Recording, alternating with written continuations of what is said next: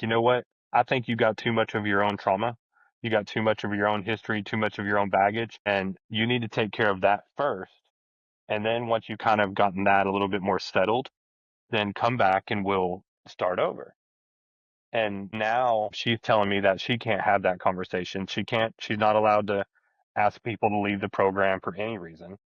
Their current mental status, they could be having their own mental health crisis as a student, but it's not an exclusionary criteria. So I think we're graduating a lot of new therapists that were, high intensity clients just 3 years ago.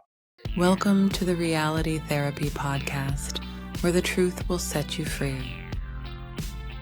Welcome. I'm here today with Ryan Forbes, who is an LPC supervisor, and I'm ready for a great conversation. So welcome, Ryan. Thank you. I appreciate it. Two Ryans in one place. I know it's meant to be. Yeah. So you're a licensed professional counselor and moved on to get your supervisor label. Tell me a little bit about your history, your background, what motivated you to go this direction? So I've been a counselor. I got my bachelor's from Texas Tech in Lubbock, Texas. And after that, you know, really long story short, I actually got a speeding or a stop sign violation when I was like 19, 20 years old. And in Texas at that time, you had to serve community service. And I ended up working at the Women's Protective Services. That realization for me hit me really close when I realized that, like, I was only 19, 20 years, or no, I was not even 19. I was probably 18, 17, but I was working with these kids that were like, had not seen anything or their life was just extremely difficult. And what it made me realize was how blessed I was and how my relatively meager lifestyle compared to theirs was exponentially better. So that's kind of what started me down that road. I got married shortly thereafter. I got married when I was 21. And my wife and I just kind of lived this life. And I thought, you know what? I'm just going to go out and make a lot of money. I'm just going to do sales. I'm going to do X, Y, and Z. I'm going to do whatever I have to do to make a lot of money. And then I realized I hated it. I hated sales. I hated trying hard to keep up with the man and keep up with the finances. And not that money's not important, but just the always chasing the dollar just hurt me really hard. So I remember telling my wife, I was like, this is not what God wants me to do. This is not what the place is supposed to be. And I remember having that feeling. I was like, if you can change a family or you can change a mom or you can change a dad or, to improve something in their lifestyle or the way that they orient themselves, you can change a generation.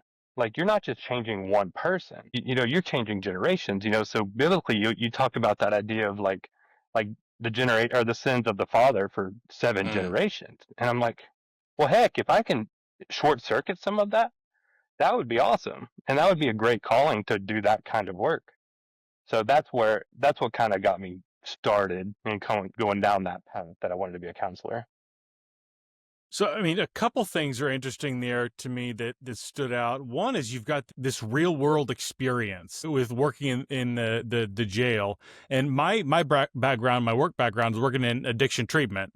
And so I had another guest on my show, Cameron Harmon, who had a background working in jail as well. I feel like people who come into the therapy profession who have that background of like working in something a little more gritty, something kind of real, they have a different perspective that they bring with them into therapy. I feel like a lot of people who've only known academia, they're kind of disconnected from a lot of those real world issues. And the other Certainly. one is you talked about your faith and the faith influence. And I feel like the large majority of Americans are connected to faith and driven by faith. And yet it almost seems like that's a taboo to even bring up in a lot of academia, a lot of the therapy profession. What stands out there? For sure. It's definitely like I went to a seminary, so I got my graduate degree from a seminary. And even in that type of a setting, it was very sold really, really hard that your faith has to be left at the door. And what's important to you has to be left at the door for just professional standards. And so what they did take it that next step of, it is who you are. Who you are is part of your faith. It's part of your politics. It's part of how you see the world. That's how you interpret the data around you is through, this interpretation mechanism. So it wasn't all just to kick it out, but to tamp it down as much as possible to make yourself basically more acceptable to clients and less potentially offensive or traumatizing or whatever.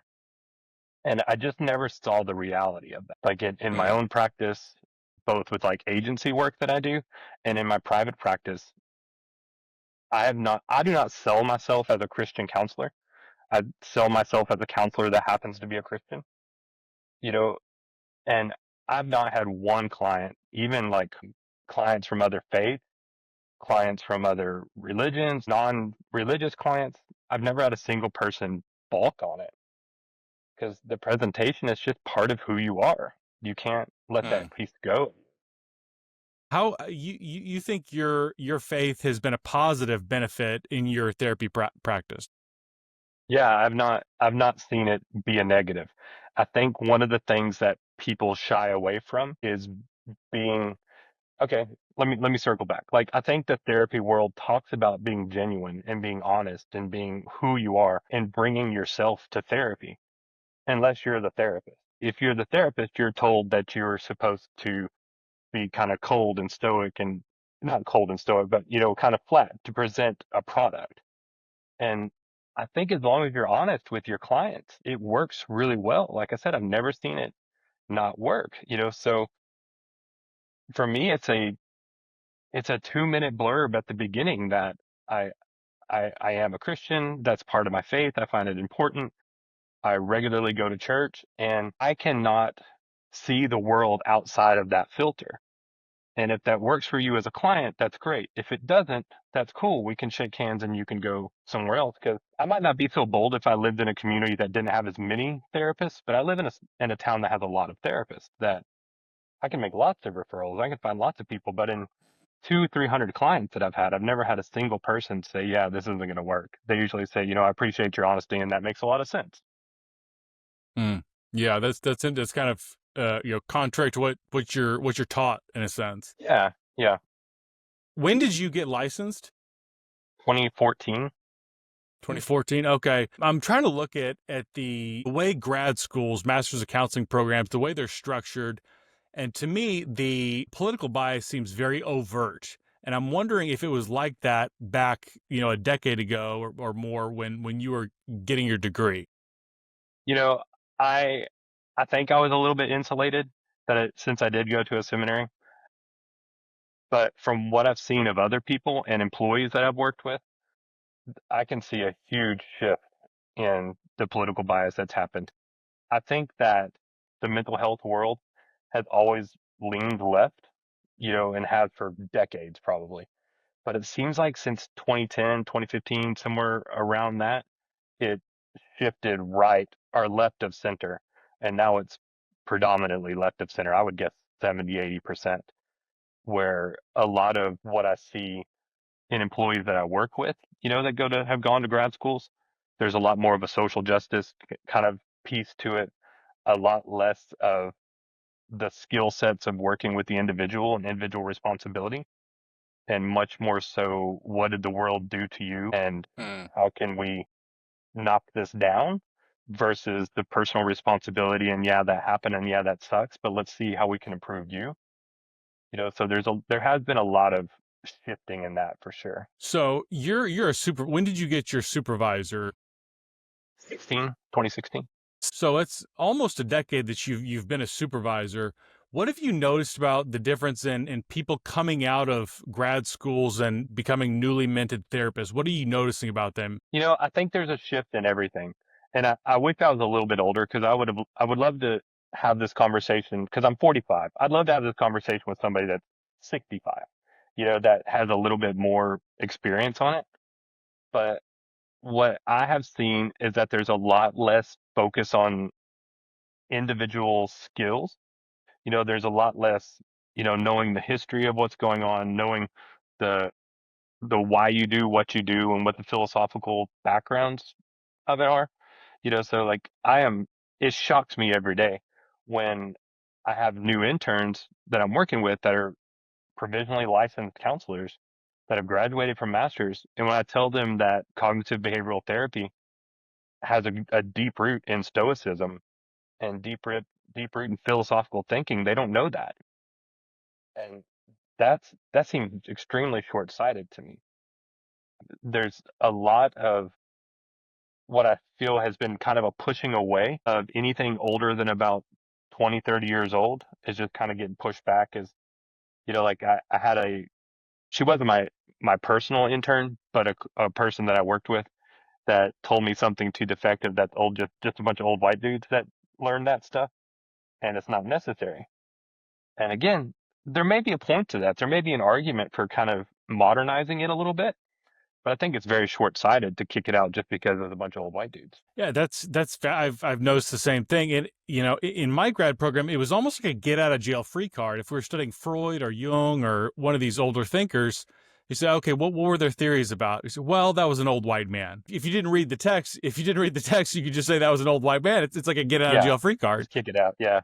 Yeah, I'm wondering what you see or are seeing in the field with how people view CBT, because it's got a tremendous amount of evidence, behind it, and it's got a fascinating philosophical history with Stoicism and that kind of, mentality, bringing that into the theory.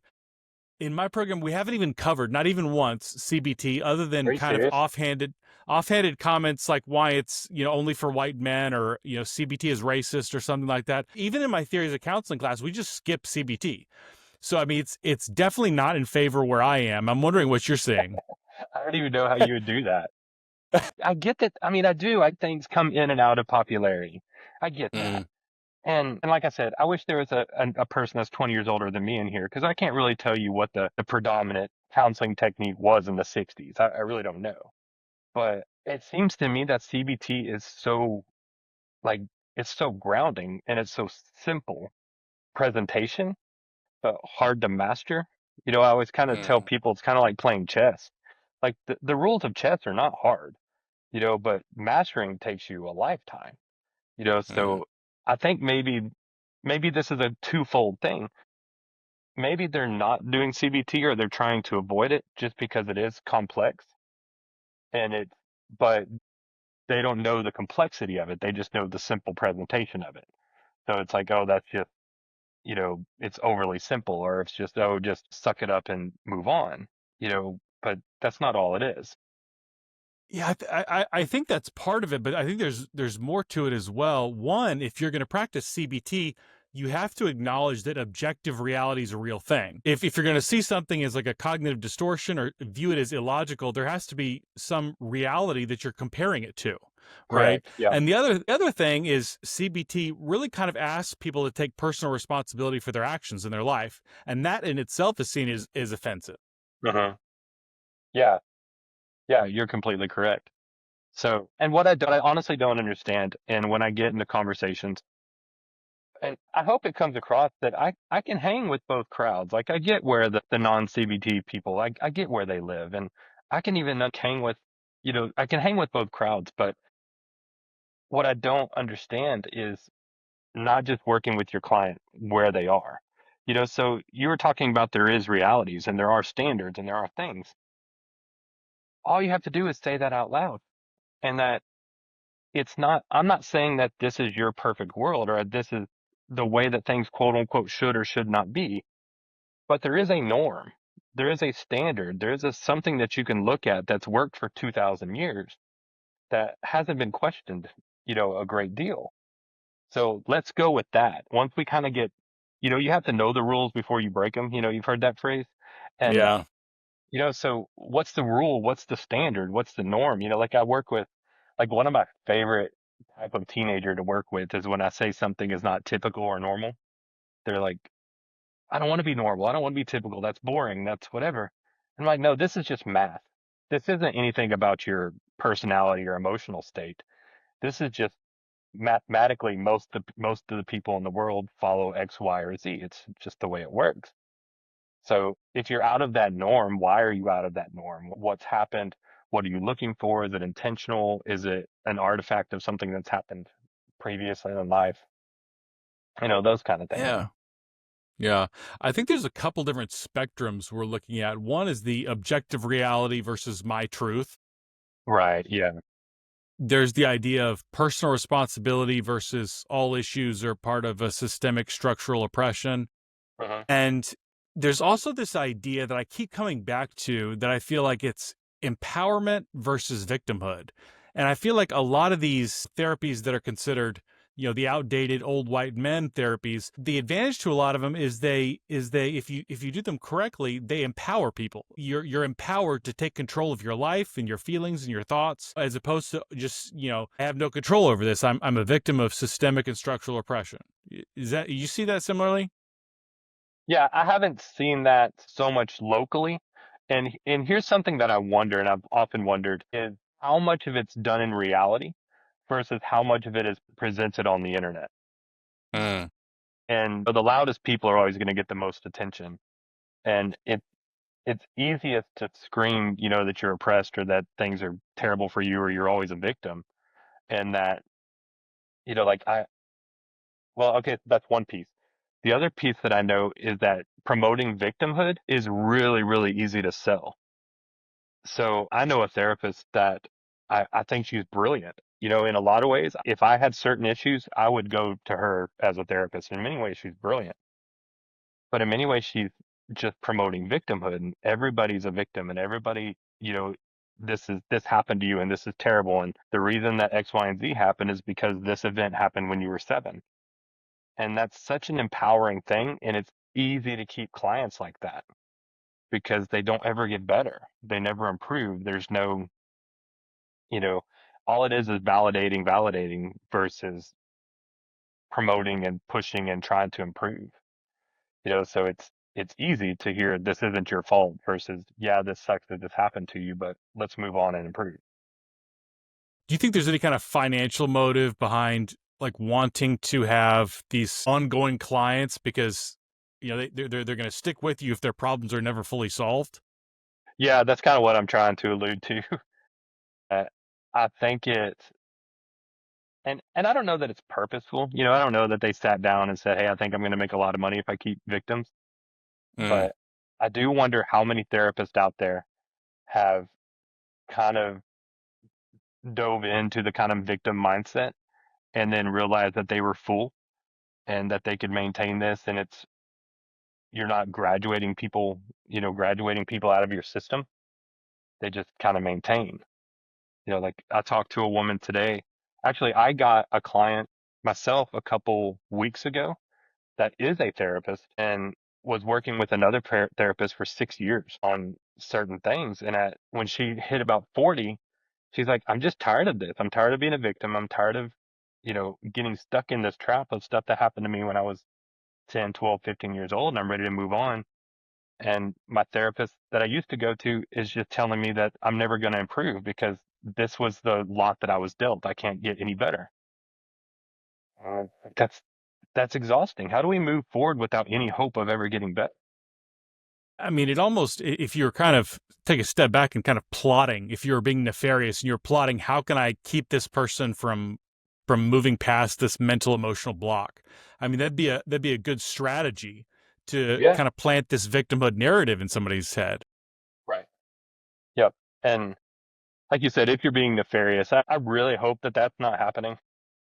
I don't think they are, but I'm saying like if that were your goal, that'd be a good way to do it. Yeah, for sure.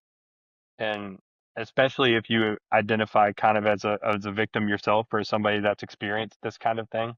So you have a certain Mm, amount of camaraderie with them and a certain amount of alliance. And you all of a sudden, I mean, you just stop short of becoming a cult, mm. if you do it properly. Yeah, yeah. So, I mean, what other kind of we talked about some specific things. What other kind of big trends in the field of therapy are you seeing that makes you think this profession might be going off the rails? I cannot objectively tell you this. I do know in the little community that I live in 2016, there was like 10 therapists that live in this town. In 2025, I think there's 50. So what's happened is the market has gotten so much wider and the ability to become a therapist becomes so much easier, either through online schools or just lowering the standards of academia and what's necessary. So that's one thing that I worry about. I've never really researched it, but I do sometimes wonder about what the academic, how in depth the academia is nowadays and how It's hard pretty it is shallow. is it pretty shallow? Okay. And how difficult it is to get a master's degree. Yeah. The I program mean, that I went to, go ahead, go ahead. if your tuition check keeps coming in, you basically get a degree. That's most of it. And I've had people tell me that I'll, like I didn't have the greatest grades in college, but I had tenure. Like I didn't go straight to grad school either. I had full time work experience for 5 or 6 years. And that's kind of how I got in, and I was able to sell like my real world experience. Hmm. I meet all these people that go straight from undergrad to master's, and I'll talk about the admission standards and was it hard to get in, and they're like, no, I ended up with a 2.0 in my undergrad program, and I slid right in. 2 years later, I've never seen my professors. I do basic level work, and a couple years later, I have a degree. Like it's remarkable the amount of what I think is basic things that I see coming out of schools that a lot of the new folks don't know. I mean, granted, they probably know things that I don't, but it seems like the standard has slipped. I've had several classes where there were no assignments in the class. If you signed up for the class, you got an A. That was it. So I mean, there's the standards are like significantly lower than they were for my bachelor's degree. Wow, that's wild. So let me So tell you you, something else that happened. Sorry, yeah, sorry. I have had conversations with long professors, in local colleges around here that would tell me that at one point, like this woman that I'm thinking of is, 60, 70 years old. She's been a teacher for 30 years. She was telling me that at one point her school endorsed the idea of her kind of singling out students and kind of talking to them and kind of counseling them and looking at it. It's like, you know what? I think you got too much of your own trauma. You got too much of your own history, too much of your own baggage, and you need to take care of that first. And then once you kind of gotten that a little bit more settled, then come back and we'll start over. And now she's telling me that she can't have that conversation. She's not allowed to ask people to leave the program for any reason. Their current mental status, they could be having their own mental health crisis as a student, but it's not an exclusionary criteria. So I think we're graduating a lot of new therapists that were, high intensity clients just 3 years ago. mm, wow, You know what I'm saying? yeah, yeah, So I think we've gone from, well, yeah, I think as a system in the United States for sure, we've gone from stigmatizing mental health to celebrating mental health, mm, and we don't stop in the middle very well. So I think that has also bled over to therapists. I think at one point, and this was as the early as 2000, your mental health history when you were a mental health provider, you needed to either kind of have that taken care of or not have that. That was kind of something in the past.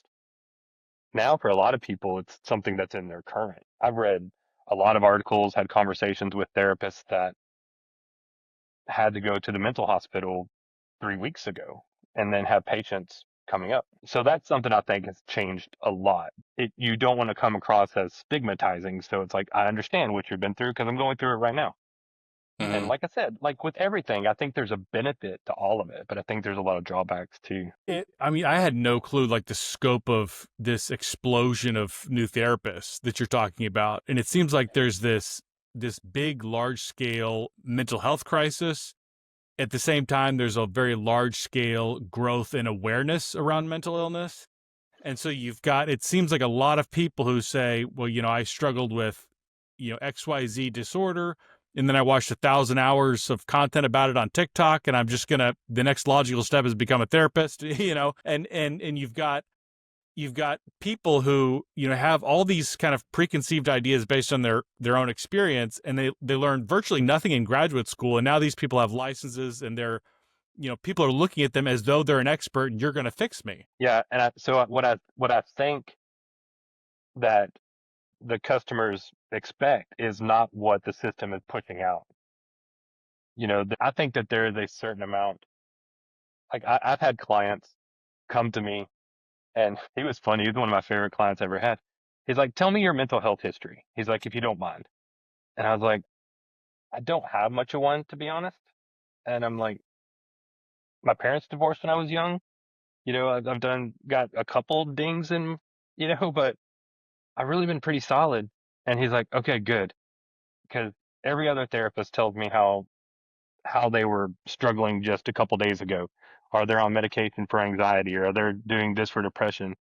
And he was telling me, he's like, I think that they think it's a selling feature, but really it concerns me because I don't know that I want to talk to somebody that's just as unstable as I am. Wow. My background is in addiction treatment, and there's kind of like a general understanding in 12-step fellowships or in the, the professional industry that you should have passed through those issues and they should be behind you if you're going to do the work of helping someone else. And it almost seems like, just like a therapist is almost like a paid friend who's going through the same thing as you. Yeah. Sometimes and that has happened a lot with therapists. And then there's the onslaught of like kind of peer support people. You see that a lot in addiction, which definitely has its place. But I wonder how many of those folks went from peer support to therapist relatively rapidly. And like the program that I went to, if I remember correctly, like it wasn't the program I went to. I looked at another program, and I think that what they said is they needed you to be 5 years sober before you could even apply. So there was a standard, and Mm, I bet you $10 that standard's not there, yeah. you Yeah. know, because Wow. at that point, that standard was designed to limit. Well, it's not a good financial idea to limit the amount of potential customers. So they will make it wide Mm, open to everybody. And they have 200 people in their program instead of 20. wow. And that's scary because those are the people working with the people who need the help the most. Right. I've heard from a number of therapists that a lot of the kind of political indoctrination after you've graduated comes from your continuing education credits. What have you seen in that regard? I would say you could avoid it to a certain degree. I think that is true. So say you work for a large agency, there are certain things that your large agency is going to say, and this will happen and this will happen. And they're trying to create kind of a cookie cutter system, like whatever system you work for, this is what we do. So there is a certain amount of indoctrination that's going to happen in that. So that's probably more organization specific versus private practice specific. Like your hospital is going to work this way, or your psychiatric facility is going to work this way. I think in private practice, you have the ability to kind of pick and choose what you're looking for. So like I offer a number of like CEUs and things that I do in my local community, and all of them are pretty central. I don't lean politically one way or the other, to be honest. Mm, So I think that CEUs can lean politically, but I think you have the ability to weasel those out if you want to. gotcha, gotcha. A big thing that is just kind of a phenomenon across the Western world, really, but especially in the mental health professions and therapy, is the concept around gender affirming care for minors. What are you seeing in the field amongst your colleagues? What's the discussion like that you're hearing? So I think it goes back to the standard. So I work with some people. So I work for an agency and I also work for myself. Within my agency, I work with some people that are very pro gender affirming care, and the pronouns and the whatever they identify with is what we're going to do.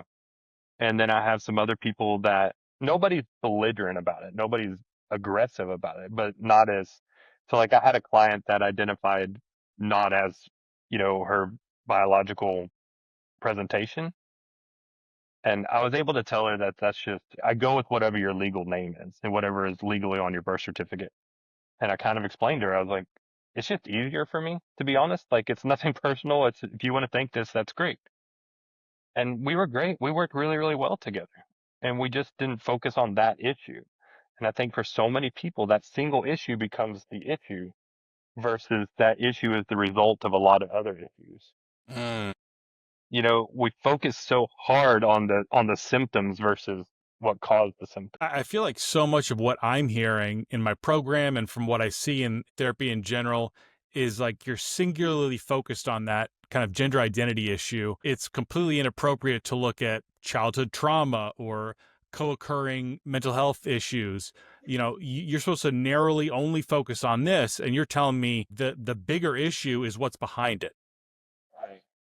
Yeah, or at least ask the question. It's what I'm often so afraid of, and so that feels so short-sighted is that, like if you compare it to something else, say you have a marital situation where the husband and wife are coming in and they're talking about an affair. The husband had an affair on the wife.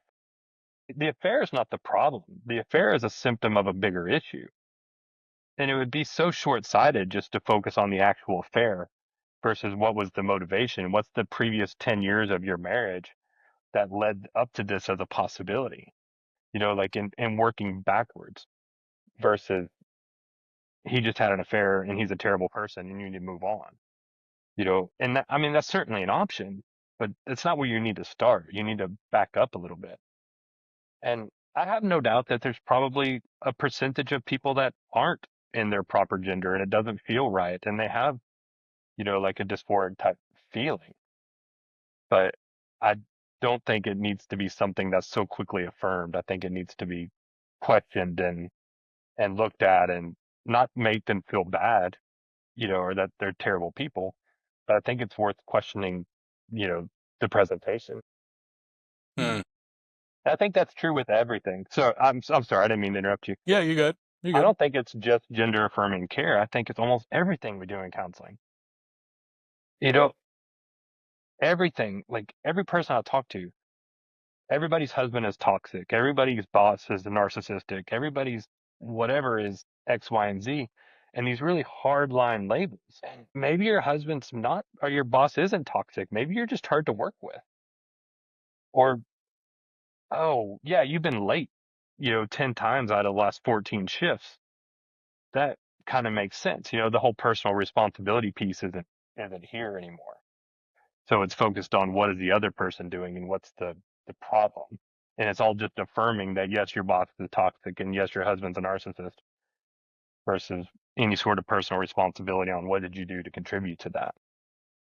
This kind of new manifestation of like affirm everything, like the customer's always right, the client's always right. That Right. type of mentality almost seems like anti-therapy, where you're saying like the whole purpose is to see what's behind this challenge, see if we can figure out what the real issue is. How can you take personal responsibility for your life? All those things are like horrifically bad in the new mentality. Right. Yes.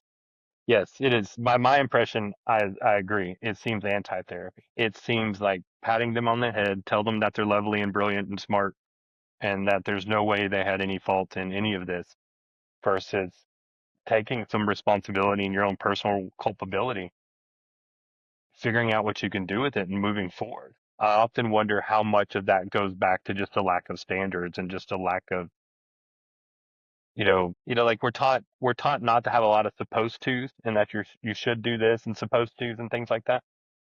But sometimes I think that those roles and those standards help us kind of be a guide on how things should work. In my head, a husband should act a certain way. And if he doesn't act that certain way, that's out of the typical, like I've said a couple times. Well, if everything is your own truth and your own standards, then there's no typical to follow, Hmm.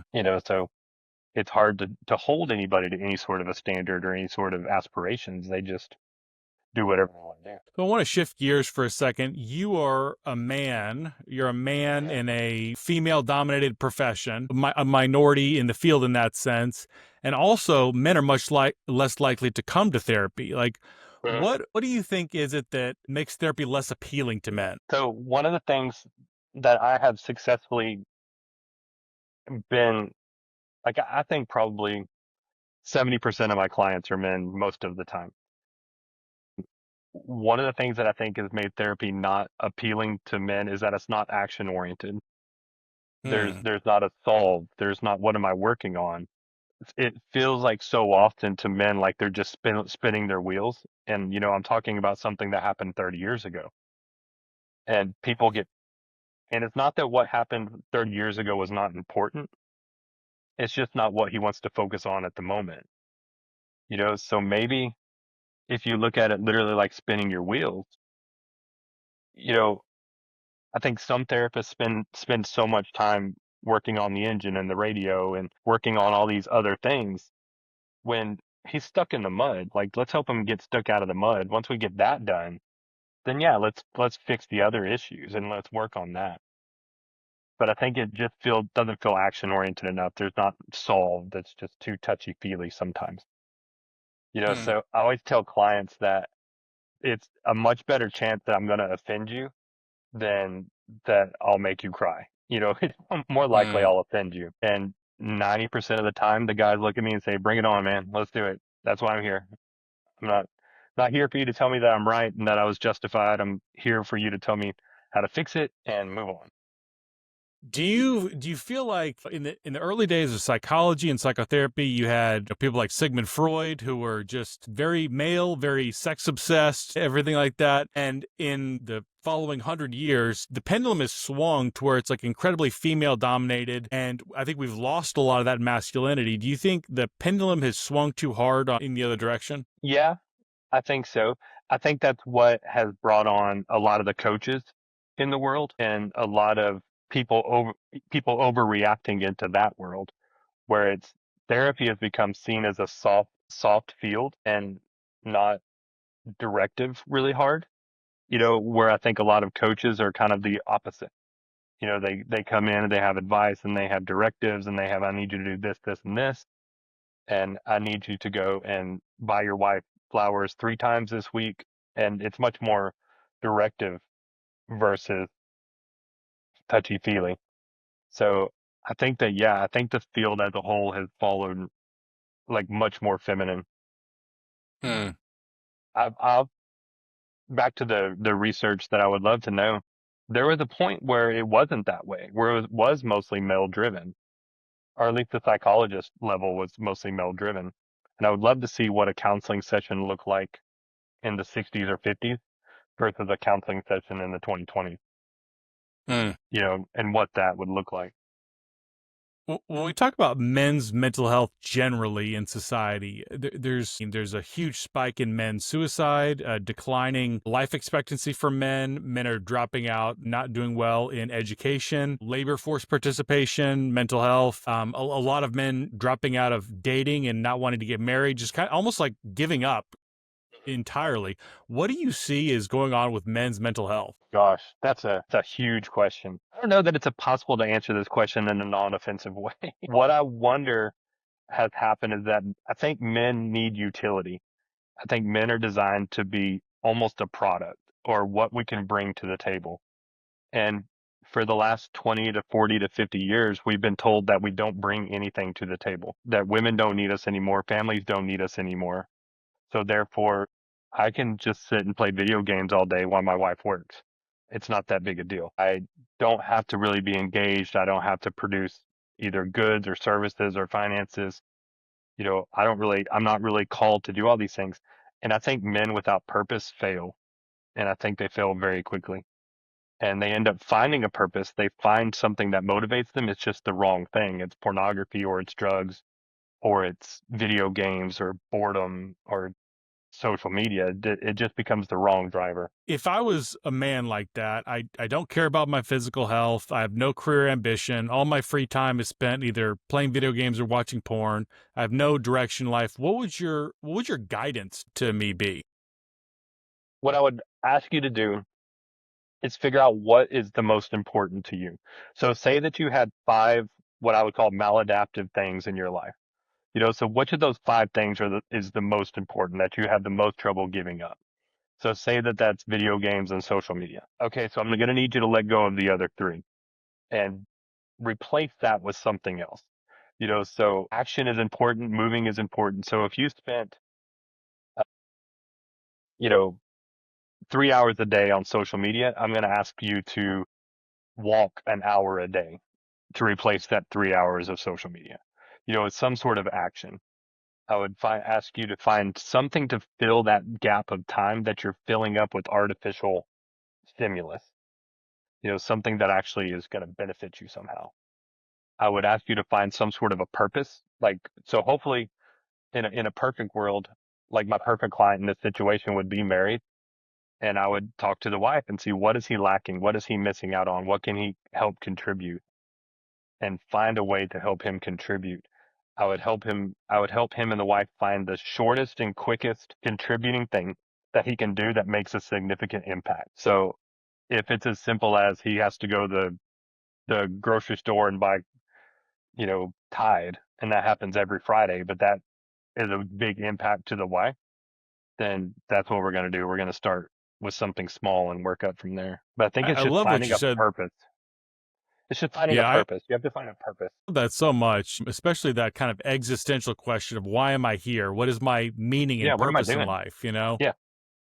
And to circle back around to something we were talking about earlier, I think lack of like a religious faith is a big contributing factor there, because if there's nothing I'm responsible for, if I'm just living for myself, like why wouldn't I just put a high priority on feeling good? Oh yeah. Yeah. So I I worked in like addiction for a little while, and I remember one of my first bosses, they always talked about that everybody has a God-shaped hole in their brain, and they'll fill it with something. It's the human goal to find something bigger than yourself. And some people find that with drugs. Some people find that with religion. Some people find that with sex. Some people find it with whatever. But you're going to fill that void with something. So you should probably make sure you fill it with something good. And so often we don't, so we lose our purpose, or our purpose becomes maladaptive. Yeah. So I got two questions left. One is, as a therapist, we talked about how the therapy profession has kind of gone off the rails. How would you fix therapy? Dang. You know what? I think if I was to answer that, I really think people should just be hardcore honest, and not try. I would not have said this 15 years ago. I would have probably advocated for kind of being neutral and limited self-disclosure and stuff like that. But I have a little blurb that I give almost every client where I say, you know, I'm a married father of four. My wife homeschools. We believe in traditional gender roles. I'm a Christian. I graduated from a seminary, and I cannot remove that from myself. It doesn't Mm, mean I don't love you, that I'm not going to work with you, that I'm not interested in who you are, but those are my biases. That's what I'm built like. And then what I do is I invite the client to share their biases and their sides and their angles. And then it's like you got that on the table, and it's like, okay, this is where we're both coming from. Can we work together? And I've never out of 200 clients had one tell me that they can't. And 90% of the mm. time they say, thank you for being so honest. That's awesome.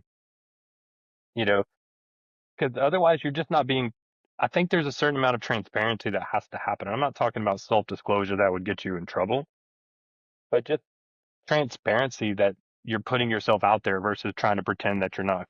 I feel like there's this kind of mentality that I see where it's like a good therapist is supposed to fake this type of authenticity.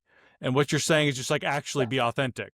How about you just actually be authentic, And I could honestly see it. Like I said, I could be a little less rigid if, say, I was the only therapist in town. Like if, for example, so say I told them that I was a Christian and they were like a hardcore atheist client. I could see that, like maybe I might make them uncomfortable and they're just not going to do therapy. So that means there's no therapist for them to go to. I might be a little less rigid in that state. But in a situation like we're in now, like in my particular town, there's a million therapists for them to go to. I might as well be honest about who I am and what I'm about, and hope that they do the same thing. And like I Yeah. said, I haven't seen it backfire yet. Yeah, that seems like a very like what therapy is supposed to be, Yeah. because who the therapist is so important. Yeah. And so I think that is important. And like I said, I would not have said this 15 years ago, but politics has become so wrapped up in therapy and who you are and what you present that I do think it's almost important. I don't even know if it needs to go on your official paperwork, but I would say that it's probably important just to kind of give people a small background. Like I usually tell people that compared to the world, I'm just barely right. Like I'm barely right of center compared to most of the population. But compared to other therapists, I'm as far right as you can go for the most part. Mm, And yeah. people hear that, they understand it, and they're like, yeah, that makes sense. I get that. So I think it works well. I kind of relate to that. I feel like in some settings, I even feel like I lean left in some ways, but then I get on a college campus and I feel like I'm far right wing. Right. Yeah. So in our field, if you are not extremely left, you're far, far, far right. But compared to the general population, which is remarkably underserved, if you're not far left, you you're definitely stand out.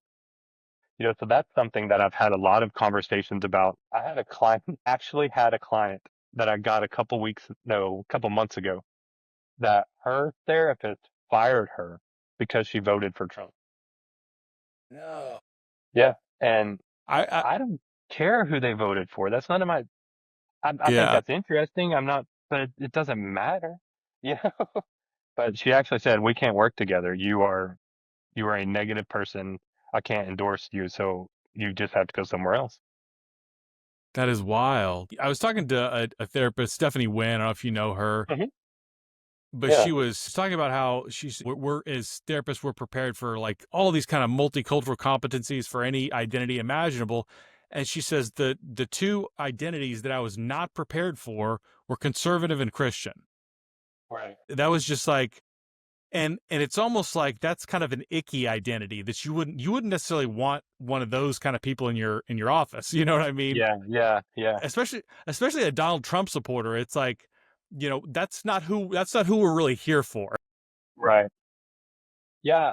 I've just had these moments, in my life where I had a client a couple 5 or 6 years ago that was a hardcore racist, like embarrassingly so racist. And it just kind of hit me, and I'm like, his racism is not why he's here. He's here for his marriage problems. The fact that he's racist is insignificant to why he came.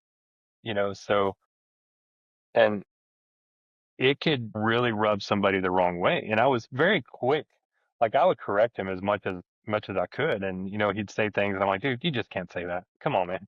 And I would correct it and try to redirect, but he needed help with his marriage. His racism was not his presenting problem. Uh, So I think people get stuck on fixing this person versus just helping why they came to you. yeah, yeah, it makes a lot of sense. I have one final question, and that is when you look at society more broadly, what is one thing that you think we're not talking about enough that we should be talking about more? Society more, man, I'm stuck on it. It's just personal responsibility that you are a smart, capable, willing, ingenious person that has the ability to improve your situation regardless of what that situation is, and that it's not everybody else's fault. And other people may have contributed. There are some bad things like that have happened to people for hundreds and hundreds of years.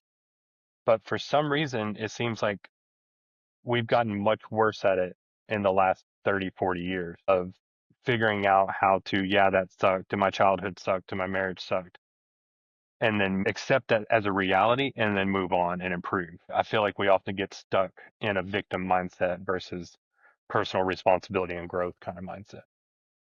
I like that. I like that. Well, thank you so much. This has been a fascinating conversation. I've enjoyed it. I love getting your perspective. It's good All right, to man. meet you. Yeah. Thank you If very you'll much. I had a great time. if you'll just stick around until the upload finishes, I'd love to have another conversation sometime.